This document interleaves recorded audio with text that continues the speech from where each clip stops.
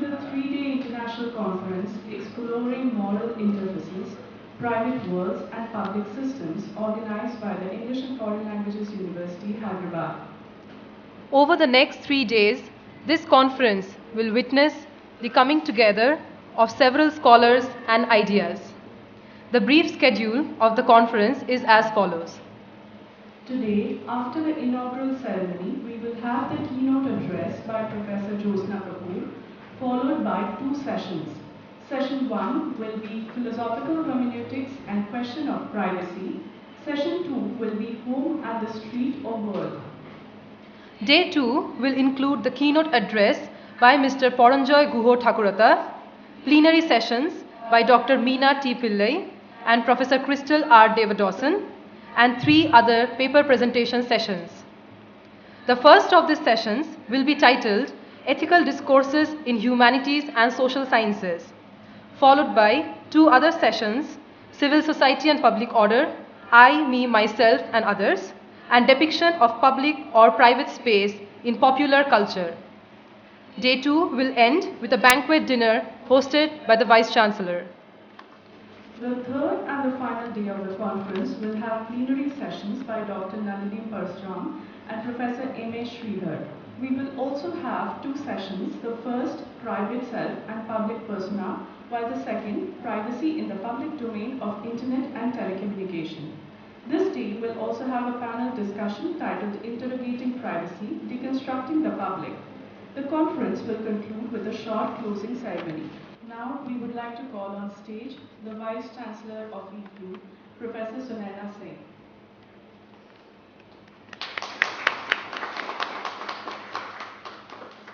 The keynote speaker, Professor Jyotsna Kapoor. And the conference convener, Professor Prakash Kona. Now I invite Jaran to continue the program. A warm good morning to one and all present here. Honorable Vice-Chancellor, invited guests, participants, faculty, and my dear friends. The English and Foreign Languages University is one of the oldest and most prestigious of the institutes of excellence started by the Government of India. Formed in 1958 as the Central Institute for English, it has a long history of contributing to the fields of education and research. Top-notch academic resources and the presence of peerless faculty and teachers have ensured that this university is one of the foremost educational institutes in the languages, humanities, and social sciences.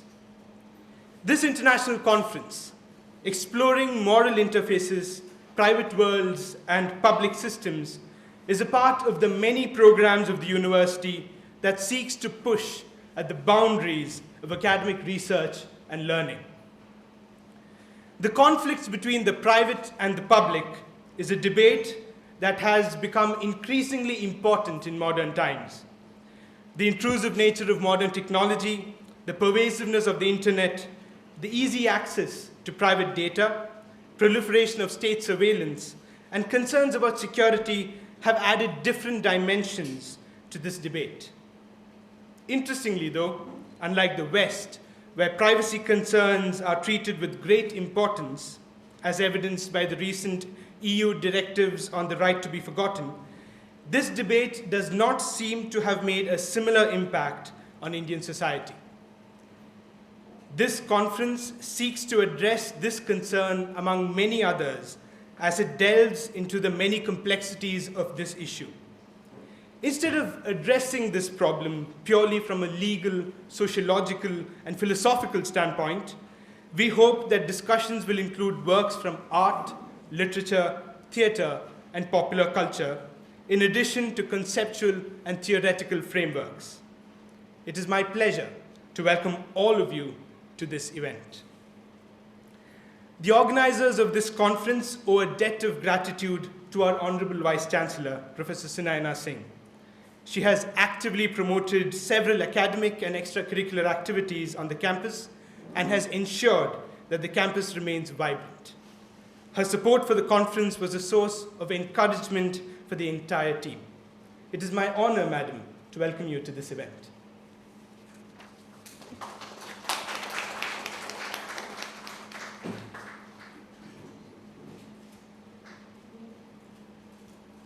Our registrar, Professor Ali Raza Muswi, has been another pillar of support for this conference. His help ensured that we had access to all the facilities that we required to successfully host this event. We are fortunate to have a number of eminent speakers who will be addressing this conference. It is my pleasure to welcome our keynote speaker for today, Professor Jyotsna Kapoor, an eminent academic and a prolific writer. She is the Professor of Cinema Studies and Sociology and Interim Chair, Department of Cinema and Photography of the Southern Illinois University. Ma'am, we are very pleased that you could join us today.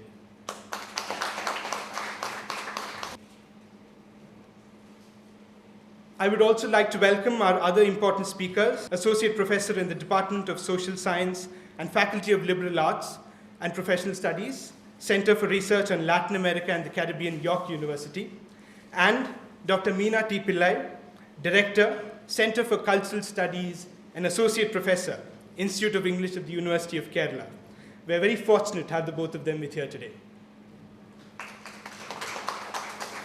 Over the course of the conference, I would like to welcome in their absence Mr. Paranjoy Guha Thakurta, Professor Crystal Devadasan, and Professor M.A. Sridhar.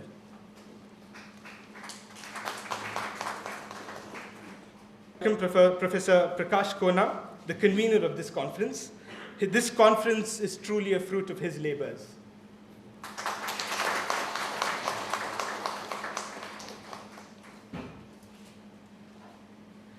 Let me also welcome all the participants of the conference who have come from various parts of the country and abroad. It is a great pleasure that you could all be with us here today. I also welcome the esteemed faculty of our institute and my fellow scholars and students. Once again, I welcome all of you. Thank you. Thank you, sir.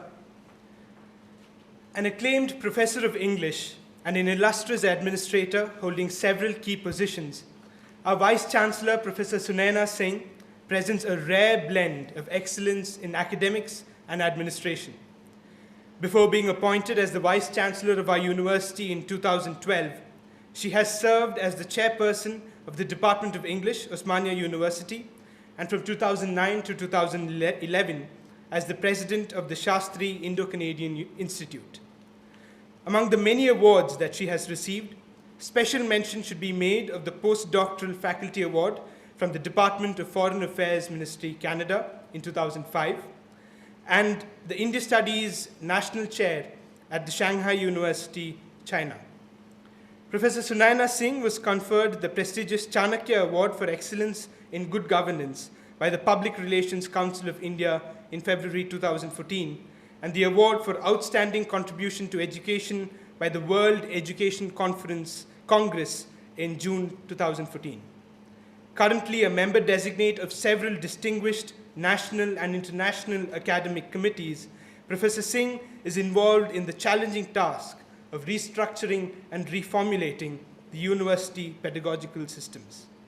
Her insight and vision has guided our institute for the last 3 years, and her academic initiatives have helped improve the scholarship and research at the university. She has always supported student initiatives and encouraged academic programs such as this conference. It is my honor and pleasure to invite her to render the inaugural address.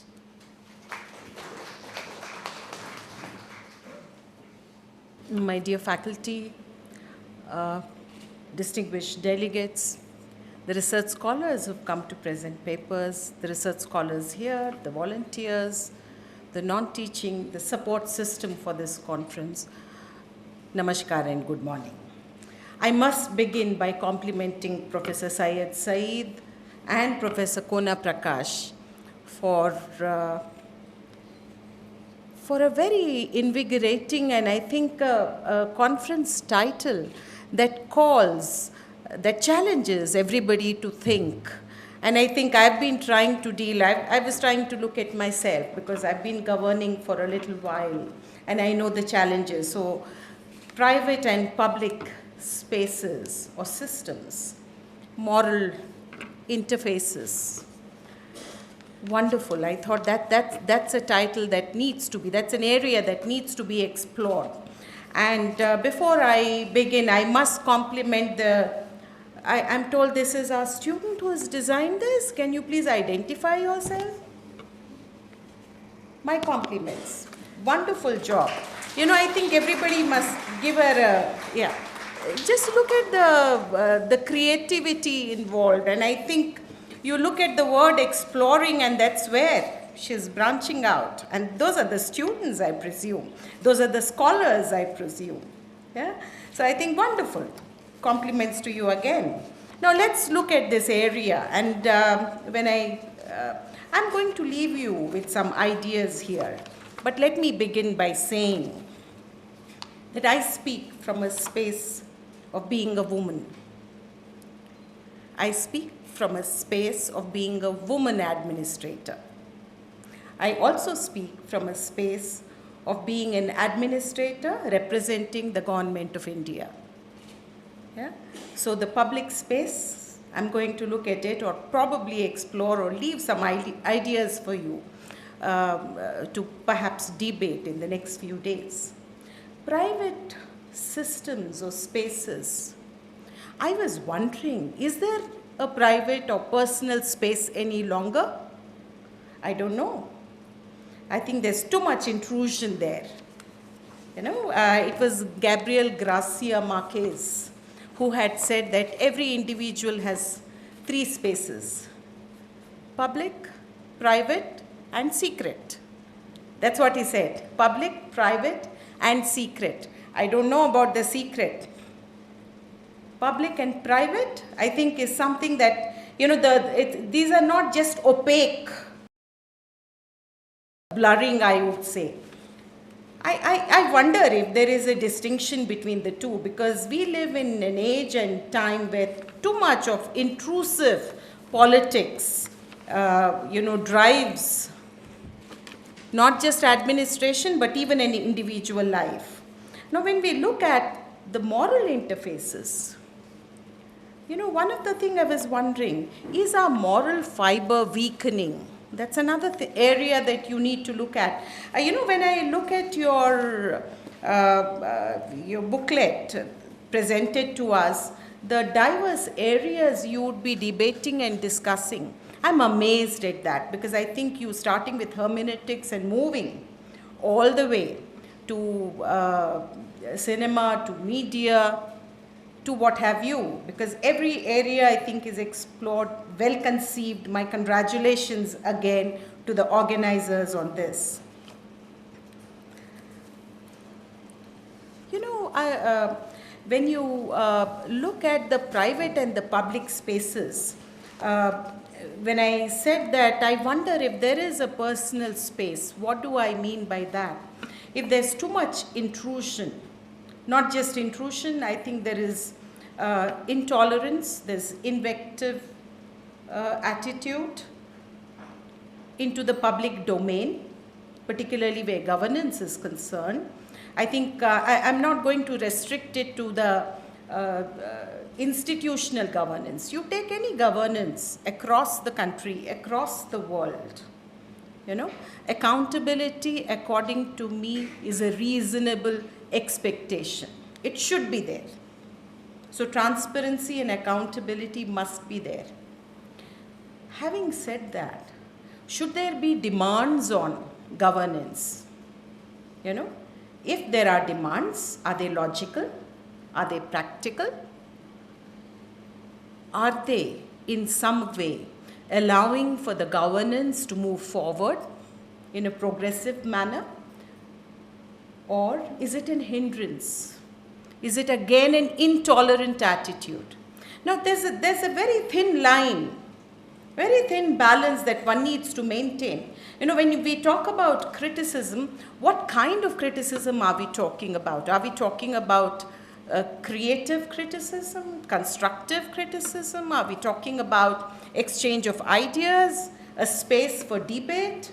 I think the academic podium is the best podium to provide that kind of discussion and debate. But discussion and debate should never, you know, be reduced to abusive criticism. That is something that we need to maintain. As academic, I think that dignity is very important. The human dignity, I think it was Harold Pinter who was talking about that in his Nobel Prize speech. You know, he said, are we looking at human dignity at all? Do we provide for it? Isn't it the writer's job to ensure that? Isn't it a writer's job to create a space for human dignity? Now, when we say that, you know, as academics, we need to ensure that the language that in which we interact is a language of respect, of dignity, of tolerance.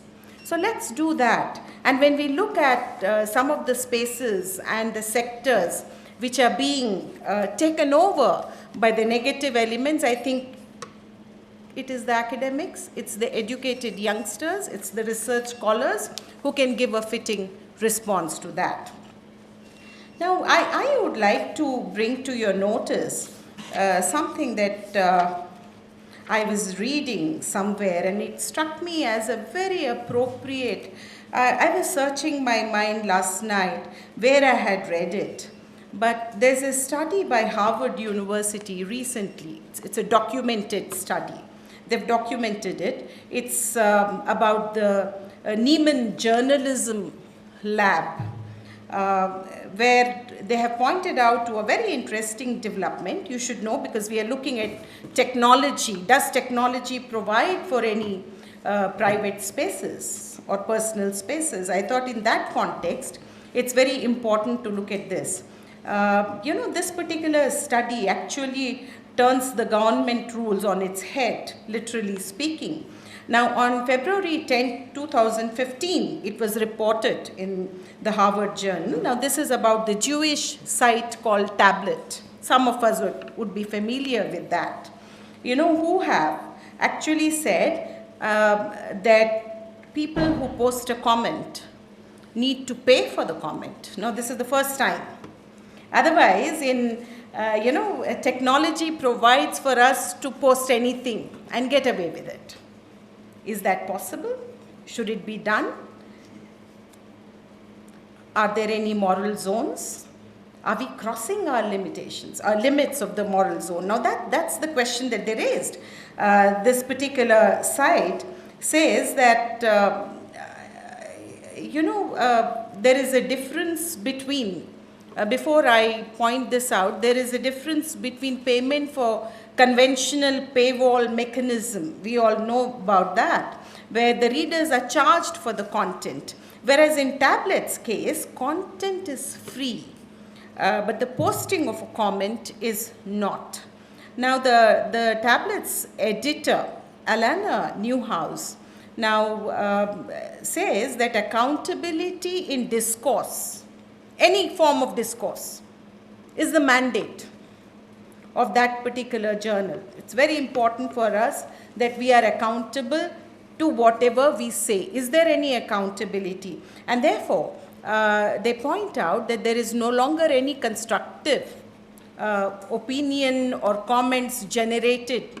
There are no longer any constructive or refurbishing or building a nation or building a generation. That kind of comments are missing in the public domain. What we have is hatred. What we have is invectitude. What we have is vituperation. To avoid all that, to remove all that from a public space, it is very important that people learn to pay for whatever they want to post. I think that is very important, because accountable conversation probably means taming the troll, you know. So whether we would like to tame it. So that's one question that you need to think about. Now, the other thing that I wanted to bring to your notice is, these are also the times where you find, the drones. How do we stop the drones? You know, Quebec reported that there are drones over the Quebec jails because they look at how the systems are working. But then it's not just about Quebec. It's not just about the imprisoned people. But, whether it is celebrity homes, which is a private zone, or it is public engagement or public zone, there are drones, So how do we, now the public systems are being created to identify, is there any intrusion? Are there any drones around? So every time there is a negativity that is built, you find that the administration or governance has to look at mechanisms which can protect the governance, which can protect the administration from this kind of a vectitude. That I think is very important. So that's another thing. The third thing I thought is whether technology is an equalizer. Very, very often, I'm just raising certain questions or posing certain issues for you to think about. It is important to be aware of the limitations of the new technology. There are limitations to it.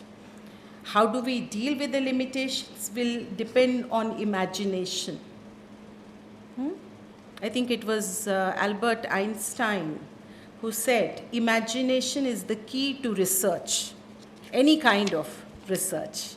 So that's where all my research scholars come, where my faculty come. So when we look at technology, is it an equalizer? One of the things that we have found is that it is not. And, it was Homi Bhabha who pointed this out. He said, if you, look at our systems, we look at some of the sites. He said there is more Wikipedia, if one looks at, there are more sites on, more information on Antarctica or all the countries in Africa or Latin America. We don't have that much information on African countries or Latin American countries as much as on Antarctica. Now, what is he trying to say? He's saying here that there is no equitable distribution of information in the public domain through technology, and he's making a very important point here that information is never neutral. Think about this. Is information that is provided on the net, is it neutral? I don't think so.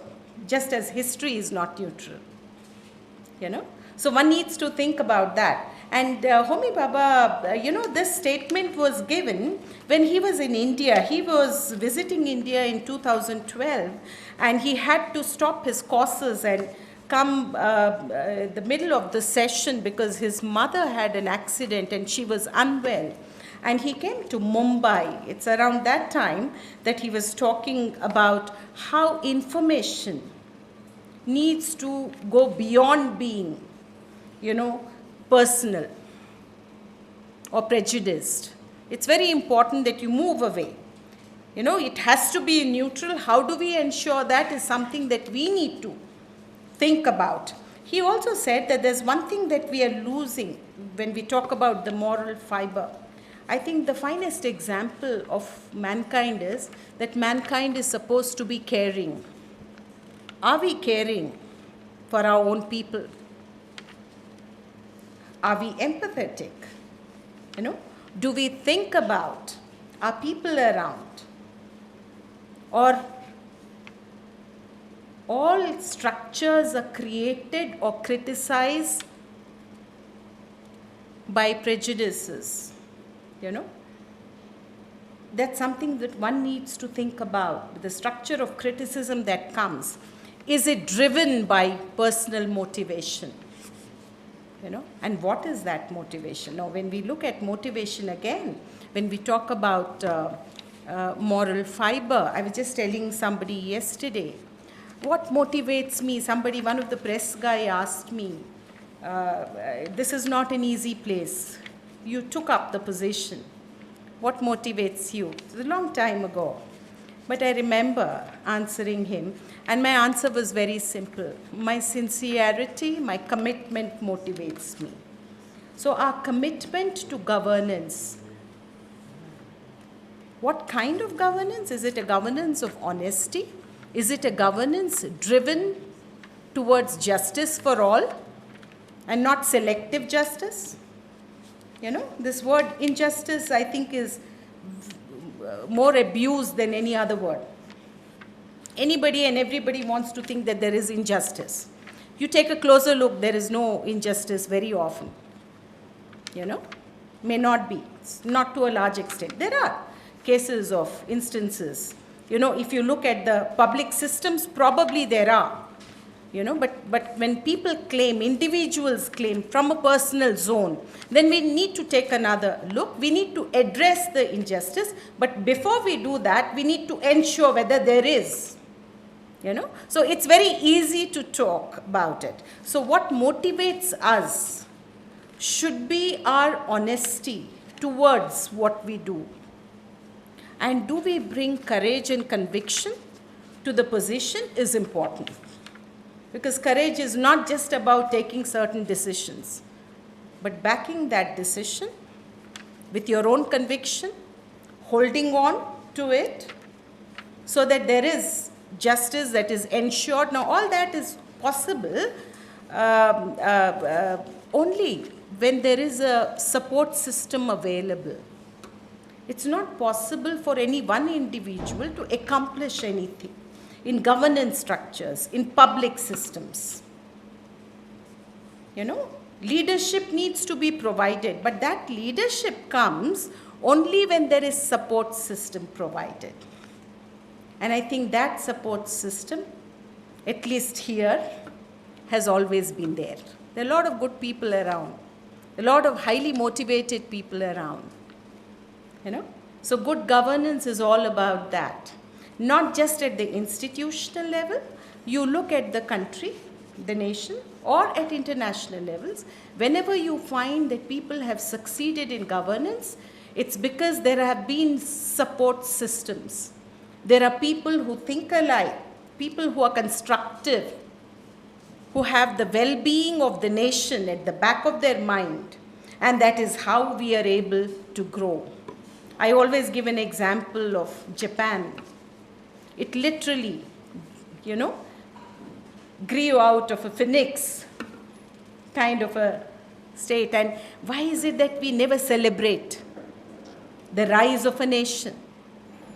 You know, how it has. Today, it's one of the topmost nations doing very well. Look where it was after Hiroshima. You know, where is it today? So there is a need to celebrate that. Rather than talk about the negative. Negatives are there, they need to be dealt with. You know? So the spaces have to be reviewed every time we look at it. The other thing that I would like to leave with you is the moral question. Are we committed to the liberal, to a plural worldview? As academics, I think I see all of us as academics debating about this. And today when we look at the voices around the nation, around the world, you find that there is no peaceful coexistence between religions or people. I think it was Jonathan Swift who said there is enough religion to make us hate each other, but not enough to love. You know? We have just enough religion to make us hate. So that we need to, as youngsters, it's your responsibility. As faculty, it's our responsibility to rise above things like that. So when we look at the moral question, when we look at the moral fiber, I think there is a need to build on this. And I see a huge potential. You know? One needs to be optimistic in the world, and you can be optimistic if you're positive in mind. If you've already surrendered, you've given up on things, then one can never be positive, right? So that's very important, because when I look at the personal and the public systems or spaces, not just blurring or opaque lines, at times one is not very clear if there is a personal space. And the public space is already contaminated by a lot of things. So how do you deal with it? You know, you look at the social media. I'll just give you an example. I have two young children, and I keep discussing with them, just as I do if I get an opportunity with my research scholars. And I ask them, this social media business, why do you want to share your personal life there? I always have this question. Do you really want to be? I find a lot of people every morning there's a picture posted, or every night. You know, we want to share almost everything. My daughter told me, Mummy, it's their choice. It's personal choice. I said, yes, I completely agree. It's a personal choice. But isn't a personal choice driven by peer pressure? Isn't the personal choice also driven by the media, the social pressures around? You want to be ahead of others. So are we doing? It's perfectly fine if one wants to share the data about oneself. But there are also negative people around. Why do we forget that? You know, who can misuse the data. And that's what is happening. If you look at cybercrime, it's all about dealing with that. Otherwise, we don't need a cybercrime. You know, if you look at public systems, every system that has come up, it has come to counter something. Now, these are all modern things that have come up. It has come to counter and challenge some of the institutions that have been brought into the public domain. You know, all of us would like to be very personal in our own. I think it was Albert Camus who said that there is a difference between sadness and melancholy. He also said there is a difference between being alone and being with people.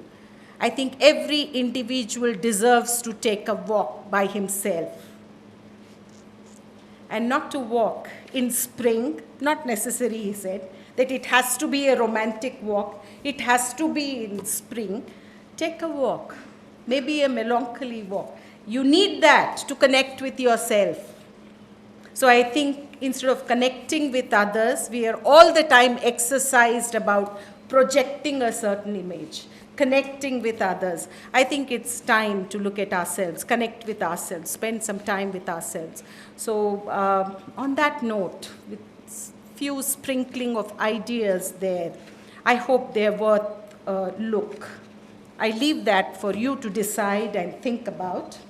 I know Dr. Jyotsna Kapoor is going to give you a keynote address. I hope Professor Syed Saeed also gives you a talk here, because I think that there's much more there if you have conceived of the idea, and my compliments there. Professor Kona Prakash, I value him immensely. Is there, and I can see a lot of honesty in him, you know, when my faculty comes and supports, you know, I see a lot of honesty there, and I appreciate that. And these are all for welfare for the institution. We don't think of, do we need to do something and harm anybody? No, how do we protect the 99% of our students who are brilliant, who go to MITs, who go abroad, who get a Fulbright? You know, recently 2 or 3 of them got selected in BHU. You know, they go to central universities as faculty. There are a lot of achievements, and I know some of the scholars are going to make a presentation here. Some of our earlier students are also back to make a presentation. So that makes me very proud. You know, there's always hope, immense hope, and faith and belief in the youngsters, your talent, your diligence, your dedication. I think that is where you must ensure that there is a personal domain protected for whatever it's worth. Thank you.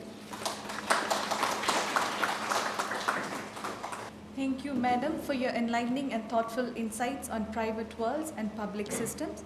Now I request Mir to deliver the vote of thanks for this inaugural session. Thanks, Donna. With this, we have come to the end of the inaugural session. Before we go on to the next session on behalf of the organizing committee, I would like to take this opportunity to thank everyone who helped bring this conference to fruition. First and foremost, I would like to thank our Vice Chancellor, Professor Sunaina Singh. She has been a source of support and encouragement to all of us. I also thank our registrar, Professor Ali Raja Muswi. I extend my gratitude to all of our guests, most importantly our main speakers who have graced this conference with their presence. I especially thank Professor Jyotsna Kapoor and Mr. Paranjay Guha Thakurta for gracing us today. I also thank all the participants for making this conference a success. I would like to thank the faculty of the English and Foreign Language University for their support. My heartfelt gratitude to the non-teaching staff of the campus, without whom none of this would have been possible. Finally, I thank all of you for your presence and encouragement. I hope that over the next 3 days, this conference will be a platform for vigorous and enlightening academic discussion and debate. Once again, thank you all. Please join us for high tea outside the room. We'll get back at 11 for the keynote address by Professor Jyotsna Kapoor. Thank you. Thank you very much.